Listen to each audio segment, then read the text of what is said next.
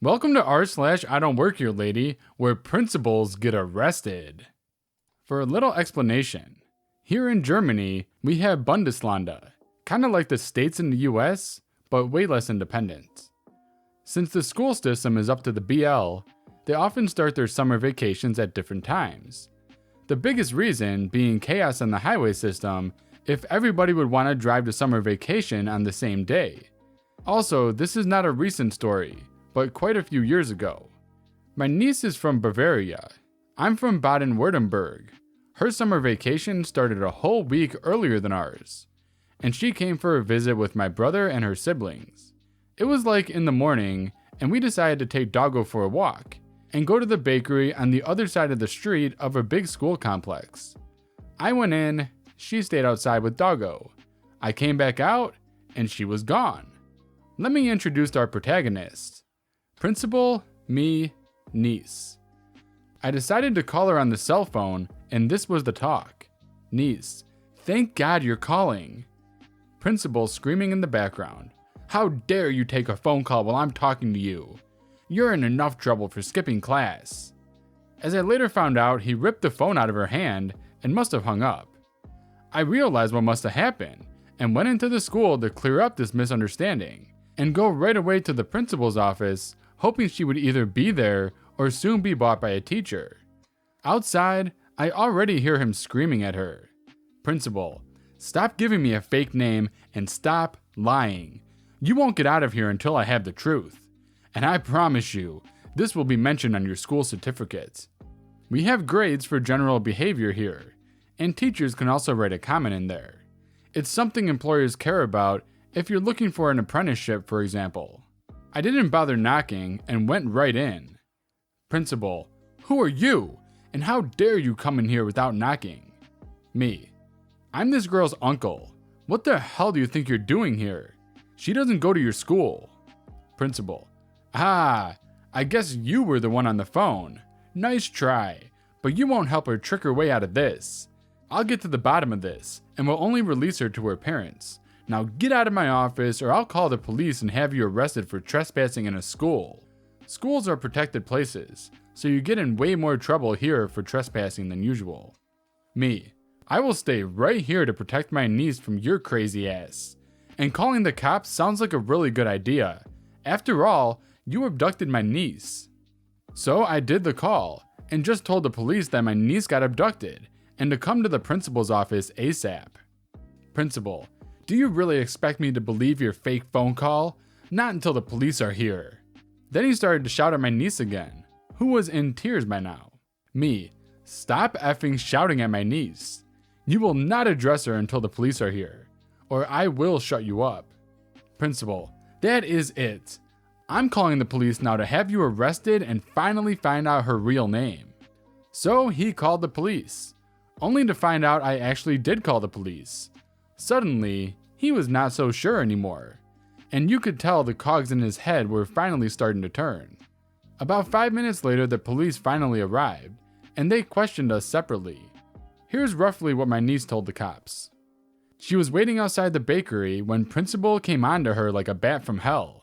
He screamed at her that he is really fed up with people skipping school the last week before vacation starts, and will make an example out of her. Before she could get a word in edgewise, he grabbed her by the arm really hard enough she got a bad bruise for over a week. And that is what started to get him into real trouble. The cops also took her data and confirmed she is from Bavaria. They then asked us if we wanted to press charges, and I said throw the book at him. Principal heard the police saying press charges and suddenly realized he was in deep doo-doo. So he came over.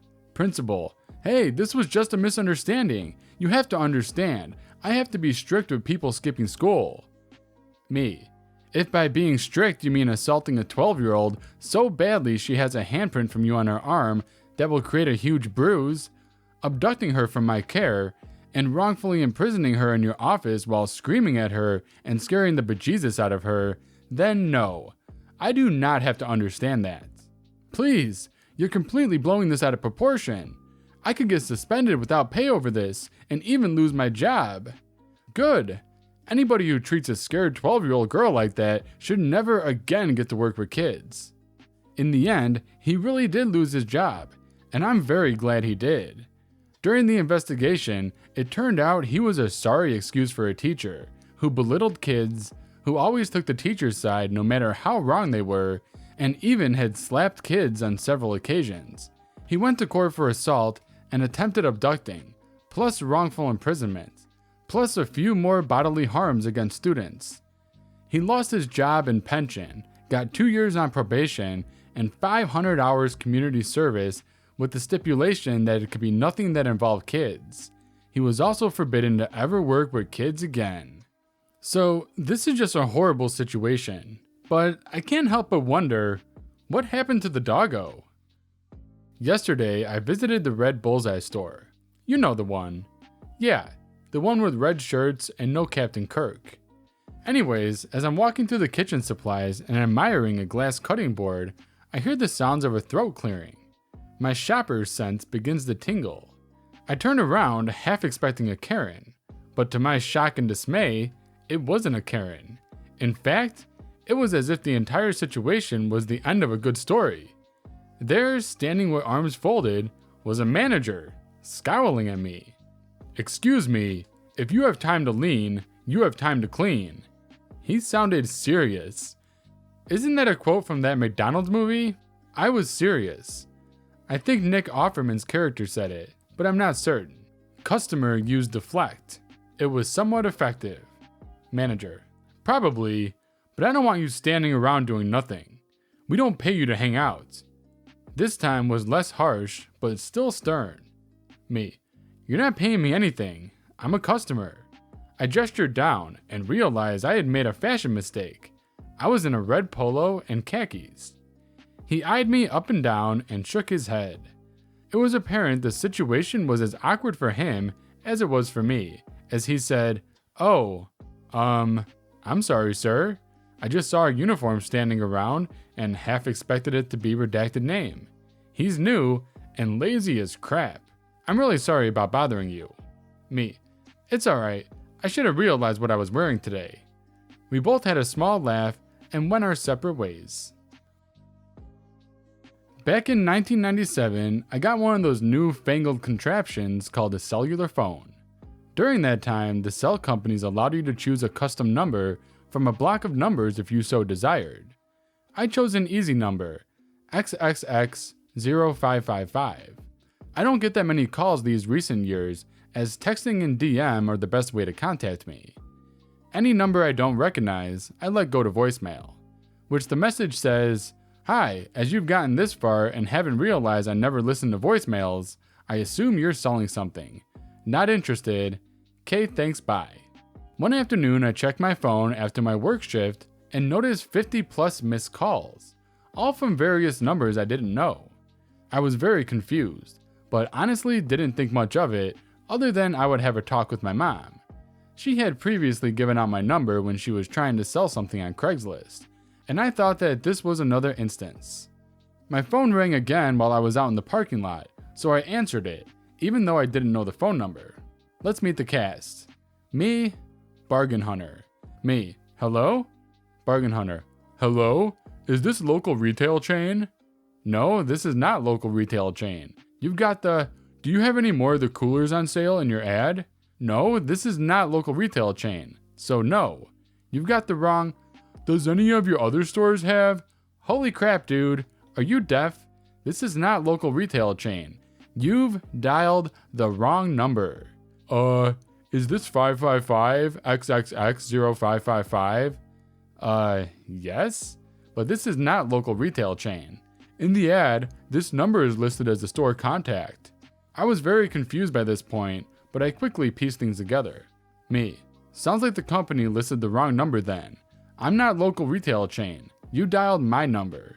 "Okay. I don't understand. I've called local retail chain that's off Main Street for years. Did they change their number?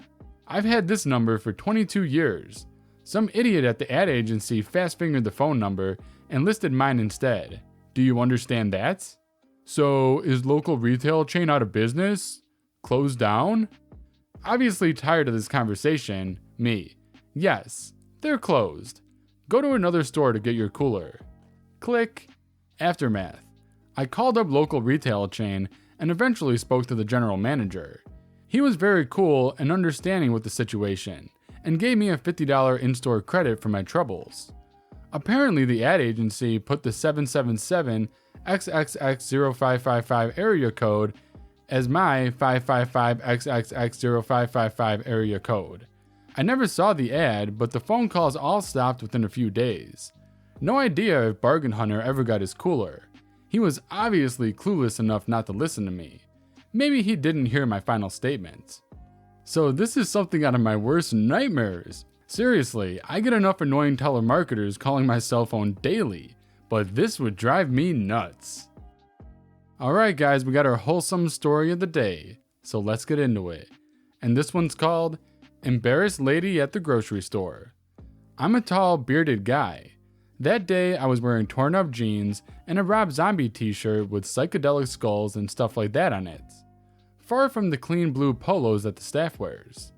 I was browsing the aisles looking for my stuff with the basket in my hand, not expecting to be talked to, as usual, when this short lady comes in behind me and hears the short conversation. Her. Excuse me. I turn around to look at her, exposing my t-shirt a couple inches from her. Hi. She takes a glance at my t-shirt and my whole clothing, visibly realizing I don't work there, but still decides to give it a try, clearly embarrassed. Do you don't work here, do you? When I'm taken by surprise, sometimes I just brain fart and say nonsense. Yeah. Me again. I mean, no, I don't. She was probably as confused as I was, but after this awkward moment, she just giggled a bit and left. By the time I realized what had just happened, I had a small laugh about it too. Sorry for those who were expecting some drama, but sadly, this ain't the one. Alright guys, well I hope you enjoyed today's video. If you did, please give this video a thumbs up. If you're new here, subscribe for daily videos, and I will see you guys tomorrow.